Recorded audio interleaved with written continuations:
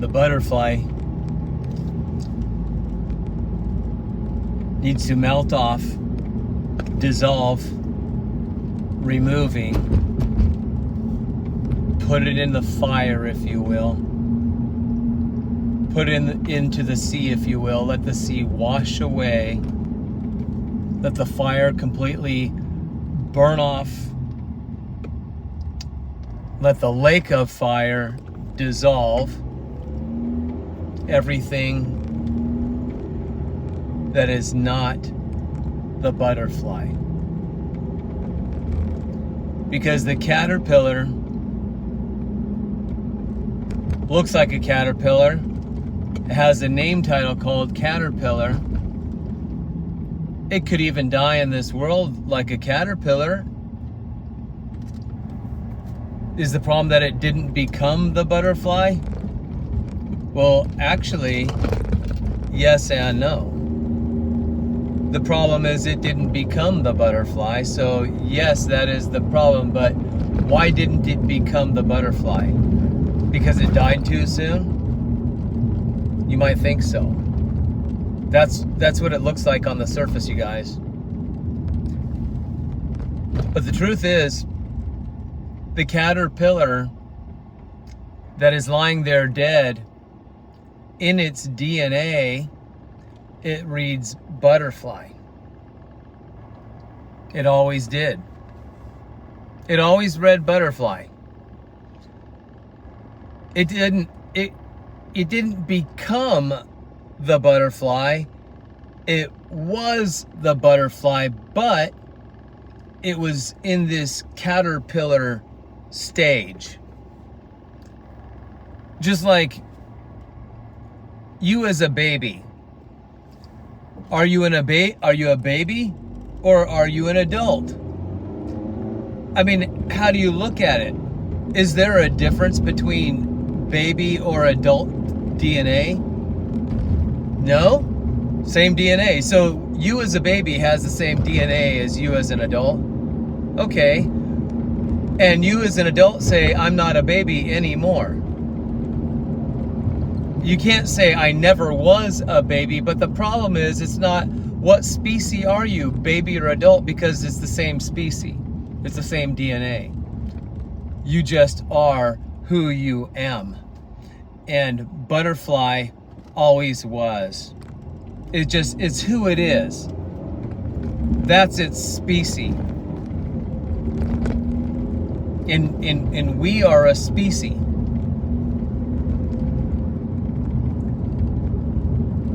Are you trying to become something that you already are?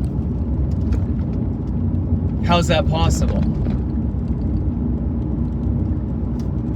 Here's the thing, you guys. The butterfly has to dissolve itself of everything that its identity said to it that was caterpillar. Its friends called it caterpillar. Its family called it caterpillar. It says one day your DNA is going to change and you'll become the butterfly. Hey, guess what? That's kind of like Christianity 101. That's like Jehovah's Witnesses. All the religious... If you take all the doctrinal issues that divide all these people and make denominations and churches and beliefs and religions and all this stuff, this division that it is, this confusion, this chaos, which one's right, which one, no thank you.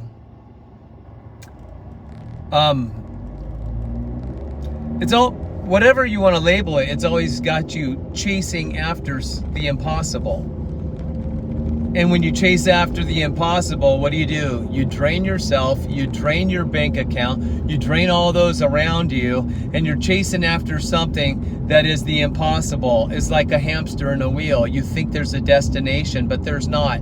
There's just the wheel, and you can say, well, just enjoy the process. No, why don't you just use the wheel as an exercise? It's not a destination, but it could be used as an exercise, right? An exercise for what?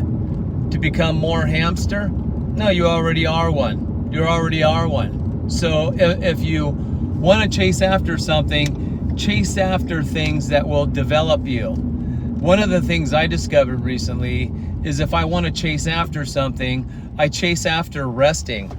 Hebrews 4:11.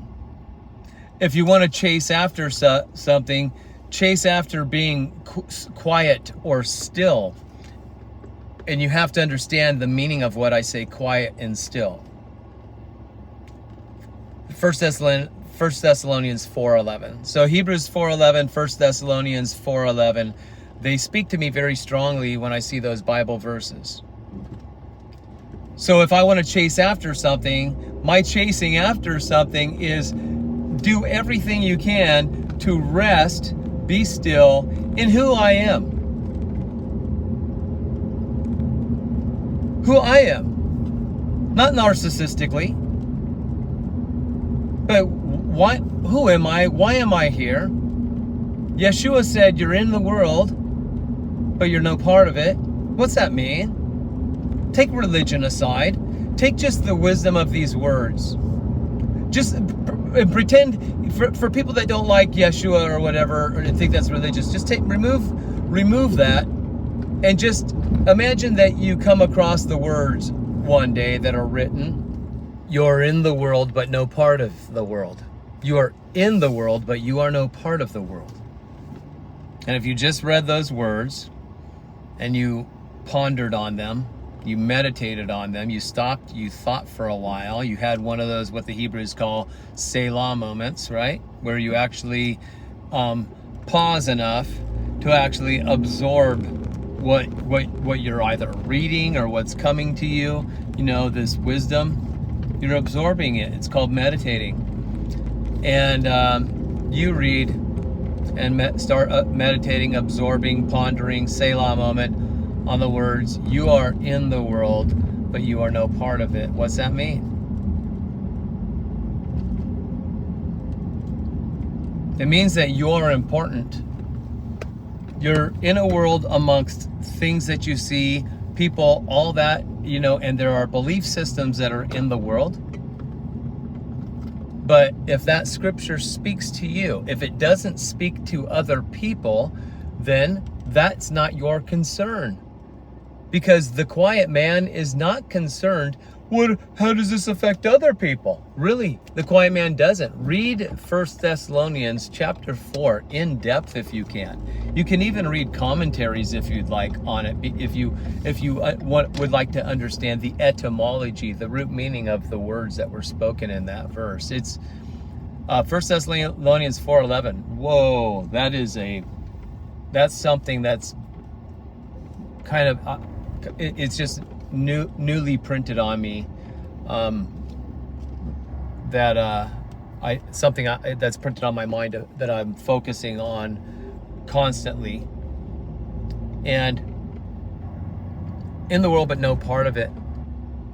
Because in the world, there is chaos, confusion, there is laboring to get this, laboring to achieve that, laboring to not do this, not do that, so I can be called good, so I can be, called progressive, whatever it is.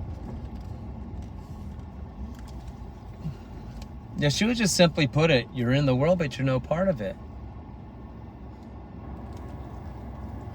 There's another Bible verse that says, ye are gods, but you shall die as men. To me, that's like, if I go back to the caterpillar illustration,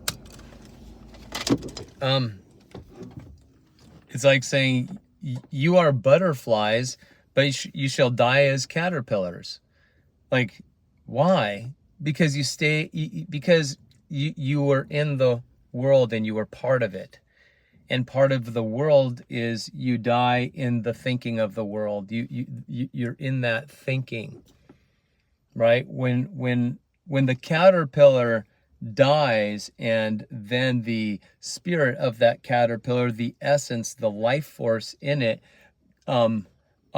is still there.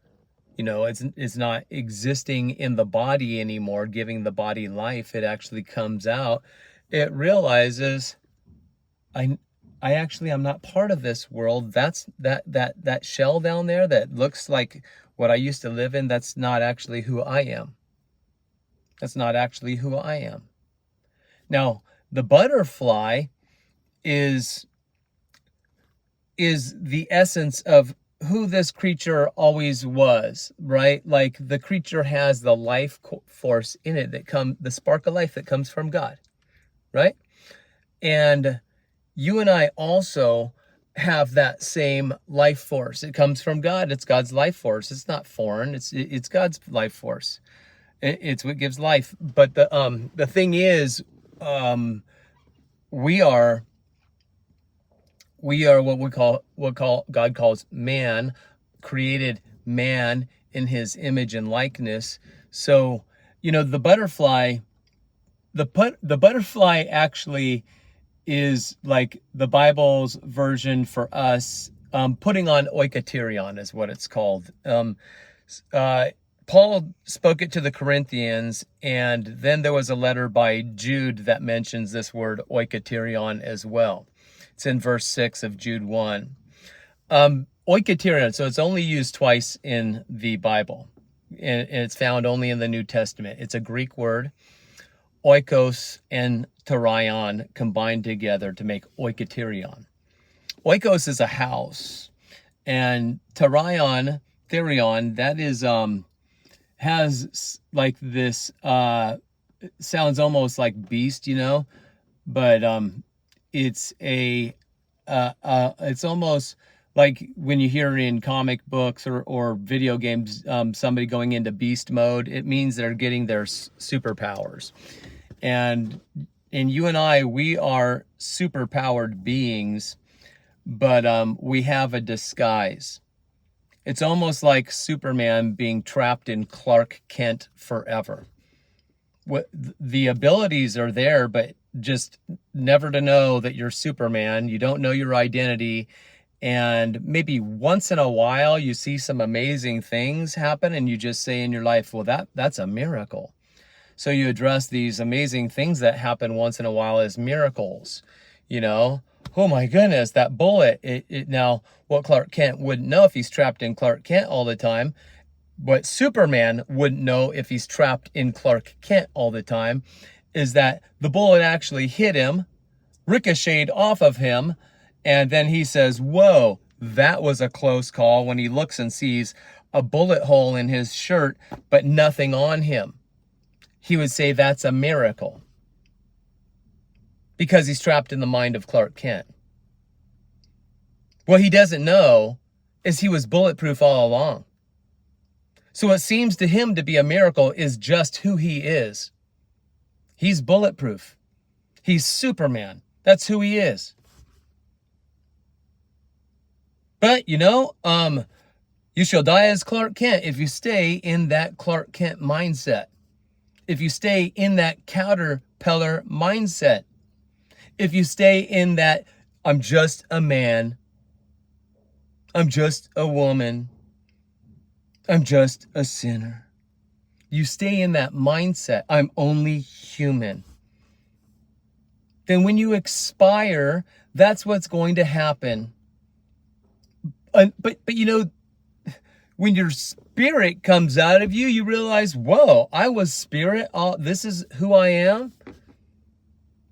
So that costume you were wearing took on a lot of beliefs, didn't it? Took on a lot of identities, didn't it? Took on a lot of labels and things to it, didn't it? Lots of scars included, all this stuff.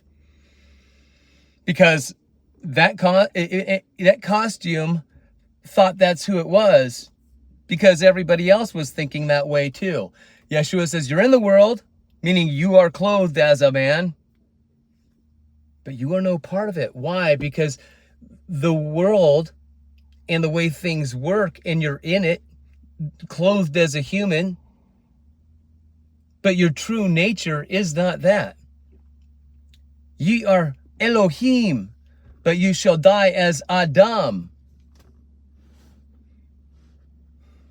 That's what it says.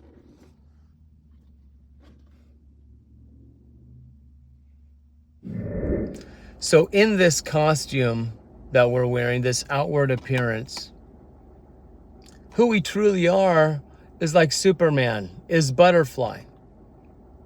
That's what putting on oikaterion. It's that's when the process of caterpillar is completely dissolved, and the true you is standing there. I was butterfly all along. I just had to dissolve myself of caterpillar. It just, it was a process, and it happened.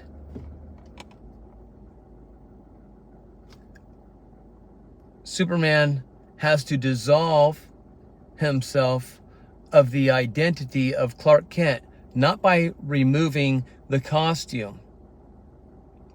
It is the removing the mind of I am only Clark Kent. And then when he puts on the costume that says Clark Kent, he knows who he truly is. Is Clark Kent bulletproof?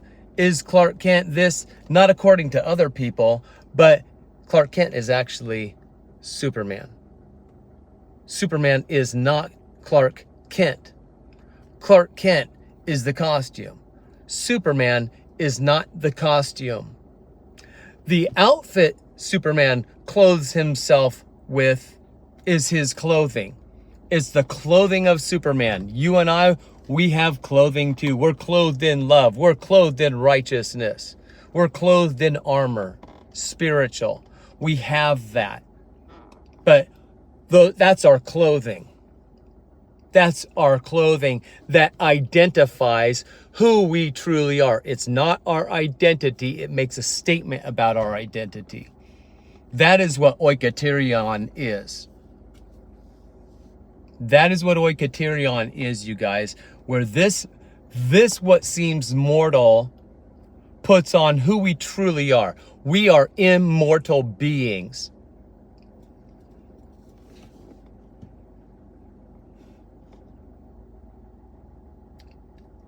All right, guys.